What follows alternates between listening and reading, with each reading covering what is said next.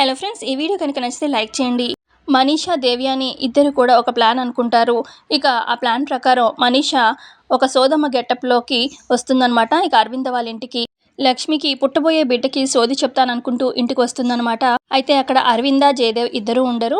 ఇక లక్ష్మి కూర్చుంటుంది సోది చెప్పించుకోవడానికి. అక్కడ బామ్మ మిత్ర దేవ్యాని వీళ్ళందరూ ఉంటారు. ఇక మనీషా సోదమ్మ గెటప్లో. ఇక లక్ష్మి చేయి చూసి మనీషా ఇలా చెప్తూ ఉంటుంది, నీకు పుట్టబోయే బిడ్డకి దోషాలున్నాయే తల్లి అని చెప్పి అంటూ ఉంటే అక్కడ ఉన్న బామ్మ మరి ఏం చేయాలి, పరిష్కారం ఏంటి అనగానే అదే చెప్తున్నాను అని చెప్పి ఇక మనీషా చెప్పబోతూ ఉంటే ఇక లక్ష్మి మనసులో అనుకుంటుంది, నేను ప్రెగ్నెంట్నే కాదు, అసలేంటి నాకు పుట్టబోయే బిడ్డకి దోషాలని చెప్తుంది విడా అని చెప్పి ఆలోచిస్తూ ఉంటుంది. మరోపక్క బామ్మ దోషం తీరే మార్గం చెప్పమ్మా అనగానే అప్పుడు మనీషా అంటుంది, ఉందమ్మా మార్గం ఉంది. అయితే నాగదేవత పుట్ట దగ్గర పంచమి పూజ చెయ్యాలా పెద్దావిడ, అయితే కానీ కడుపు లేకుండా అక్కడ కాలు పెడితే నాగదేవత కాటికి బలవ్వాల్సి వస్తుంది. ఇక సోదమ్మ అలా చెప్పడంతోని అక్కడున్న లక్ష్మి మిత్ర అందరూ షాక్ అవుతారు. ఇదేంటి విడ ఇలా చెప్తుంది అని చెప్పి